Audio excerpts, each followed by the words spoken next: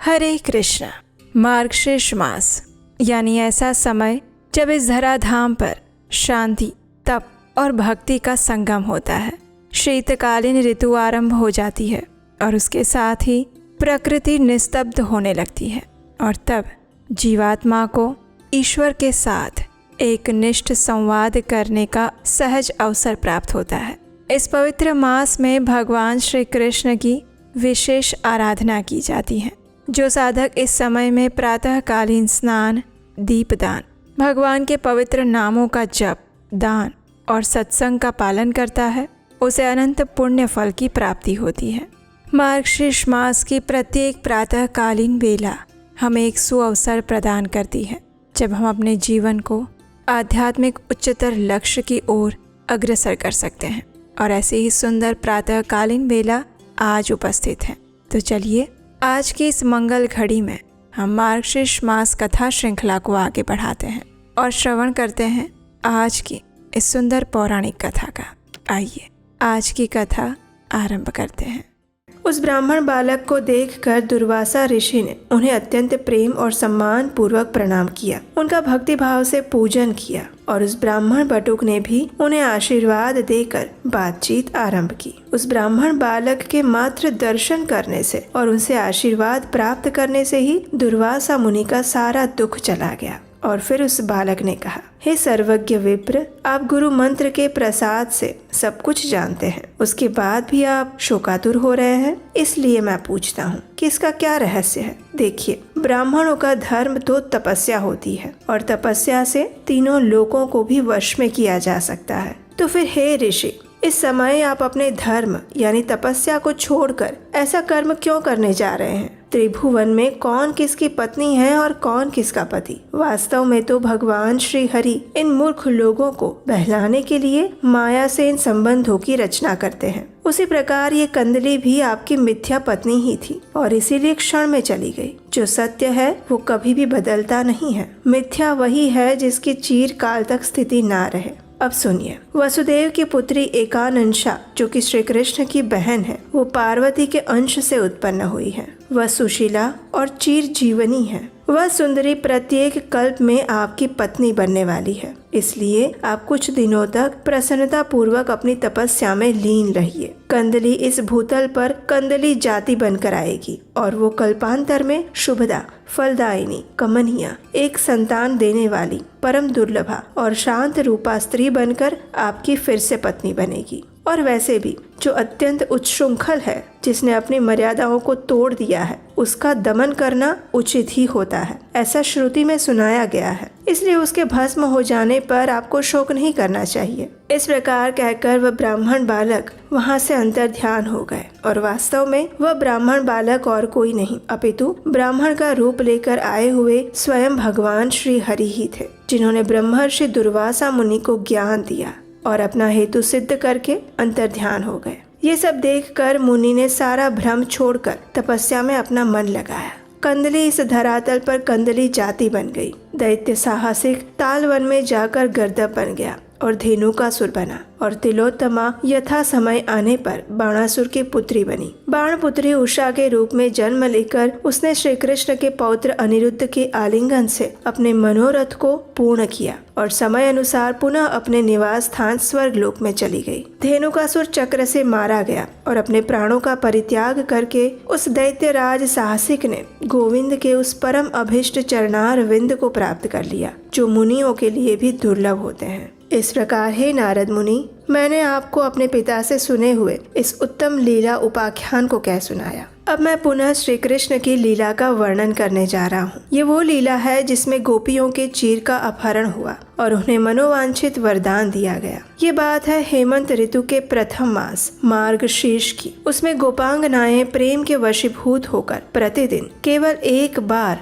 हविष्यान्न ग्रहण करती थी और पूर्णतः संयमशील होकर पूरे महीने भर भक्ति भाव से व्रत करती रही। वे स्नान करके यमुना के तट पर पार्वती देवी की बालुकामयी मूर्ति बनाती, उसमें देवी का मंत्रोच्चार पूर्वक आवाहन करती और नित्य प्रति उनकी पूजा करती। हे मुने, गोपियां चंदन, अगरू, कस्तूरी, कुमकुम और नाना प्रकार के सुंदर पुष्प, भांति भांति के पुष्पहार, धूप, दीप, नैवेद्य, वस्त्र और अनेक अनेक फल, मोती, मणि, मूंगे चढ़ाकर अनेक प्रकार के बाजे बजाकर प्रतिदिन देवी की पूजा संपन्न करती थी। मूंगे की माला से भक्ति भाव पूर्वक एक मंत्र का 1 सहस्त्र जप और स्तुति करके वे धरती पर माथा टेक कर देवी को प्रणाम करती थी और उस समय वे कहती कि हे समस्त मंगलों का भी मंगल करने वाली और संपूर्ण कामनाओं को देने वाली शंकर प्रिय देवी शिवे, आपको नमस्कार है। आप मुझे मनोवांछित वस्तु दीजिए। ऐसा कहकर नमस्कार करके दक्षिणा देकर सारे नैवेद्य ब्राह्मणों को अर्पित करके वे घर चली जाती। जब 1 मास पूरा हो गया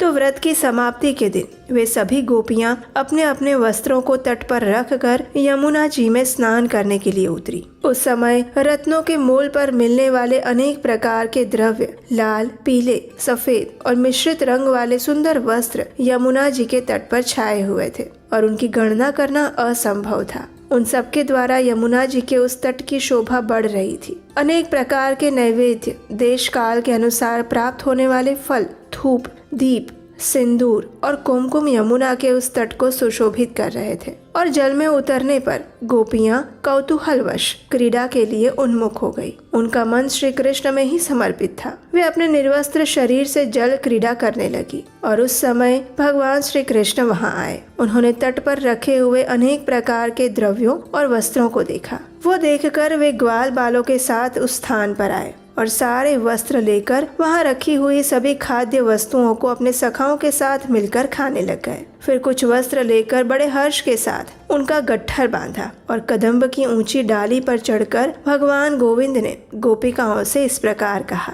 हे गोपियों, तुम सब की सब इस व्रत कर्म में असफल हो गई हो। सबसे पहले मेरी बात सुनो और विधि विधान का पालन करो। जो मास व्रत करने के योग्य है, जिसमें मंगल कर्म के अनुष्ठान का संकल्प किया गया है, उसी मास में तुम सब जल के भीतर घुसकर निर्वस्त्र होकर नहा रही हो। ऐसा क्यों किया? इस कर्म के द्वारा तुम अपने व्रत को अंगहीन करके उसमें हानि पहुंचा रही हो। तुम्हारे पहनने के वस्त्र, पुष्पहार और व्रत के योग्य जो भी वस्तुएं यहाँ रखी गई थी, वो किसने चुरा ली? जो स्त्री अपने व्रत के काल में भी निर्वस्त्र स्नान करती है, उसके ऊपर स्वयं वरुण देव भी रुष्ट हो जाते हैं। मुझे तो ऐसा लग रहा है कि शायद वरुण देव के अनुचर ही तुम्हारे वस्त्र उठाकर ले गए होंगे। अब मुझे ये नहीं समझ में आ रहा है कि आप सब निर्वस्त्र होकर घर कैसे जाएंगी। अब भला बताओ, आप सबके इस व्रत का क्या लाभ? व्रत के द्वारा जिस देवी की तुम आराधना करने जा रही थी, वो कैसी है?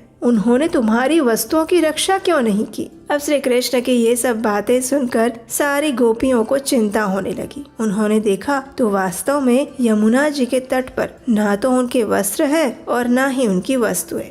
अब वे जल के अंदर ही निर्वस्त्र होकर विषाद करने लगी, जोर जोर से रोने लगी और कहने लगी, यहाँ रखे हुए हमारे वस्त्र कहाँ गए? पूजा की वस्तुएं कहाँ हैं? और इस प्रकार विषाद और चिंता करते हुए वे सभी गोप कन्याएं दोनों हाथ जोड़कर भक्ति और विनय के साथ श्याम सुंदर से कहने लगी, हे गोविंद, तुम ही हम दासियों के श्रेष्ठ स्वामी हो, इसलिए हमारे पहनने योग्य वस्त्रों को तुम अपनी ही वस्तु समझो। उन्हें लेने या फिर स्पर्श करने का तुम्हें पूरा अधिकार है, लेकिन व्रत के उपयोग में आने वाली जो दूसरी वस्तुएं थी, वे इस समय आराध्य देवता की संपत्ति है। उन सबको दिए बिना उन वस्तुओं को ले लेना ये तुम्हारे लिए उचित नहीं है। कृपया करके हमारी साड़ियाँ दे दो, उन्हें पहनकर हम व्रत की पूर्ति कर लेंगी। हे श्याम सुंदर, इस समय उनके अतिरिक्त अन्य वस्तुओं को ही अपना आहार बनाओ। तब ये सुनकर श्री कृष्ण ने हंसते हुए कहा, अच्छा, आप सब ऐसा करो, मेरे पास आकर अपने अपने वस्त्र ले जाओ। ये सुनकर श्रीमती राधिका के अंगों में रोमांच आने लगा। वे श्री हरि के पास वस्त्र लेने के लिए नहीं गई। उन्होंने जल में ही योगासन बनाया और श्री हरि के चरण कमलों का चिंतन करते हुए उनकी स्तुति करने लगी। श्री राधिका ने कहा, हे गोलोकनाथ, गोपीश्वर, मेरे स्वामी, प्राण वल्लभ, दीन बंधु, दिनेश्वर, सर्वेश्वर, आपको नमस्कार है। हे गोपेश्वर, गो समुदाय के ईश्वर, यशोदा नंदन वर्धन, नंद आत्मज, सदानंद, नित्यानंद, आपको नमस्कार है। हे इंद्र के क्रोध को भंग करने वाले गोविंद, आपने ब्रह्मा जी के दर्प का भी दलन किया है। हे कालिय दमन प्राणनाथ श्री कृष्ण, आपको नमस्कार है। शिव और अनंत के भी ईश्वर ब्रह्मा और ब्राह्मणों के ईश्वर परात्पर ब्रह्म स्वरूप ब्रह्मज्ञ ब्रह्म बीज, आपको नमस्कार है। हे चराचर जगत रूपी वृक्ष के बीज, गुणातीत गुण स्वरूप गुण बीज गुणाधार गुणेश्वर, आपको नमस्कार है। हे प्रभु, आप अणिमा आदि सिद्धियों के स्वामी हैं, सिद्धि की भी सिद्धि स्वरूप हैं। हे तपस्विन, आप ही तप हैं और आप ही तपस्या के बीज, आपको नमस्कार है। जो अनिर्वचनीय और निर्वचनीय वस्तु हैं, वो सब आपका ही स्वरूप है, आप ही उन दोनों के बीज हैं। हे सर्व बीज रूप प्रभु, आपको नमस्कार है। मैं सरस्वती, लक्ष्मी, दुर्गा, गंगा और वेद माता सावित्री, ये सब देवियां जिनके चरणार विंदों की अर्चना से नित्य पूजनीय बनी है, उन आप परमेश्वर को बारंबार नमस्कार है। जिनके सेवकों के स्पर्श और निरंतर ध्यान से तीर्थ पवित्र होते हैं, उन भगवान को मेरा नमस्कार है। इस प्रकार कहकर सती देवी श्रीमती राधिका अपने शरीर को जल में और मन प्राणों को श्री कृष्ण में स्थापित करके काष्ठ के समान अविचल भाव से स्थित हो गई। श्री राधिका द्वारा सुनाए गए इस स्तोत्र के विषय में कहा गया है कि जो भी मनुष्य इस स्तोत्र का तीनों संध्याओं के समय पाठ करता है, वो श्री हरि की भक्ति और दास्य भाव प्राप्त कर लेता है। उसे निश्चय ही श्री राधा की गति सुलभ हो जाती है। जो विपत्ति में भक्ति भाव से इसका पाठ करता है, उसे शीघ्र ही संपत्ति प्राप्त होती है और चीर काल का खोया हुआ नष्ट द्रव्य भी उपलब्ध हो जाता है। अगर कुमारी कन्या भक्ति भाव से 1 वर्ष तक प्रतिदिन स्तोत्र को सुने तो निश्चय ही उसे श्री कृष्ण के समान सुंदर कांति वाला गुणवान पति प्राप्त होता है। अब जल में स्थित हुई श्रीमती राधिका ने श्री कृष्ण के चरणार विंदों का ध्यान और स्तुति करने के बाद जब आंखें खोली तो उन्होंने सारा जगत श्री कृष्णमय देखा। उसके बाद उन्होंने यमुना तट को वस्त्रों और द्रव्यों से संपन्न देखा। लेकिन ये सब देखकर श्री राधा को लगा कि ये तंद्रा अवस्था या फिर स्वप्न है। जिस स्थान पर और जिस आधार में जो द्रव्य पहले रखे गए थे, वस्त्रों के साथ वे सब कुछ गोप कन्याओं को उसी रूप में पुनः मिल गए और फिर वे सबकी सब देवियां जल से निकलकर व्रत पूर्ण करके अपने मनोवांछित वर को पाकर अपने घर चली गई। तो ये थी आज की मार्गशीर्ष मास विशेष कथा।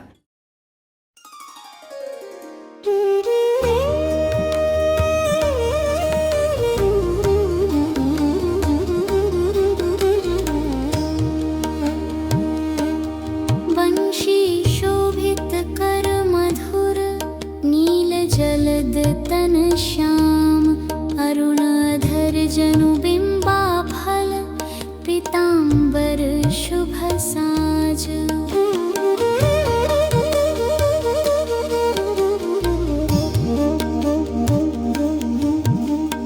जय मनमोहन मदन छवि कृष्ण चंद्र महाराज, करहु कृपा हे रवि तनय राखहु जन की लाज। जय यदुनंदन जय जगवंदन जय वसुदेव देवकी नंदन, जय यशोदासुत नंद दुलारे, जय प्रभु भक्तन के दृगतारे। जय नट नागर नागनथैया कृष्ण कन्हैया चरैया, पुनि नख पर प्रभु गिरिवर धारो, आओ दीनन कष्ट निवारो।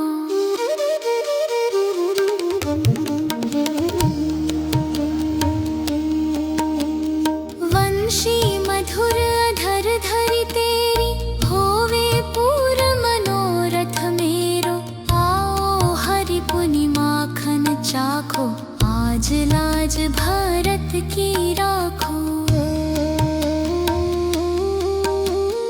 गोल कपोल चिबुक अरुणारे, मृदु मुस्कान मोहिनी डारे, रंजित राजीव नयन विशाला, मोर मुकुट वै जयंती माला। कुंडल श्रवण पीत पट आछे, कटिकिम कणि काछन काछे, नील जल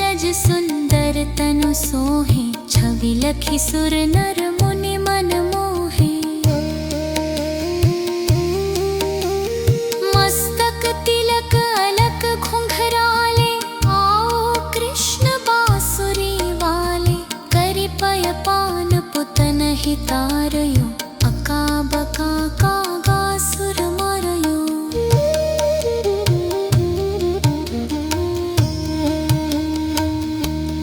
मधुवन जलत अग्नि जब ज्वाला, भय शीतल लखित ही नंद लाला। सुरपति जब ब्रज चढ़यो रिसाई, मसूर धार वारि वर्षाई।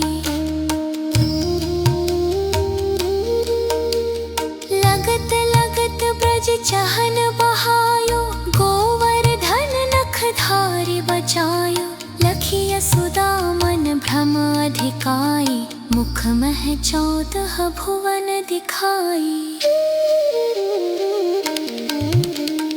दुष्ट कनस अति उधम मचायो, कोटि कमल जब फूल मंगायो। नाथि कालियहि तब तुम लीन्हे, चरण चिन्ह दे निर्भय किन्हे। करि गोपिन संग रास विलासा, सबकी पूर्ण करी अभिलाषा। केतिक महासुर संहारयो, कंस ही केस पकड़ि दय मरयो। मात पिता की बंदी छुड़ाई, उग्रसेन कह राज दिलाई। मही से मृतक 6 सुत लायो, मातु देव की शोक मिटायो। भौमासुर मुर दैत्य संहारी, लाए 8 सहस कुमारी। दय भिन्हि तृण चीर सहारा, जरा सिंधु राक्षस कह मारा। असुर बकासुर आदिक मारयो, भक्तन के तब कष्ट निवार्यो। दीन सुदामा के दुख टार्यो, तंदुल 3 मूठ मुख डारयो। प्रेम के साग विदुर घर मांगे, दुर्योधन के मेवा त्यागे। लखी प्रेम की महिमा भारी, ऐसे श्याम दीन हितकारी। भारत के पारथ रथ हाके, लिए चक्र कर नहीं बल ताके। निज गीता के ज्ञान सुनाए, भक्तन हृदय सुधा वर्षाए। मीरा थी ऐसी मत वाली, विष पी गई बजा कर ताली। राना भेजा सांप पिटारी, शालिग्राम बने बनवारी। निज माया तुम विधि ही दिखायो, उरते संशय सकल मिटायो। तब शत निंदा करि तत्काला, जीवन मुक्त भयो शिशुपाला। जब ही द्रौपदी ठेर लगाई, दीनानाथ लाज अब जाई। तुरत ही वसन बने नंदलाला, बढ़े चीर भय अरि मोह काला। असनाथ के नाथ कन्हैया, डूबत वर बचारत नैया। संदर गास आसुर धारी, नया दृष्टि दीजे बनिवारी। मोक्ष सकल ममत मति निवारो, शिमहु बेपि अकलाधर मारो। खोलो कटव वर्षन तेजे, बोलो कृष्ण कन्हैया दीजे। नेह 40 कृष्ण को, आठ करण वर धारी। रिष्ट सिद्धि अवनिधि धरि, लहे मोहे पदारथ चारी।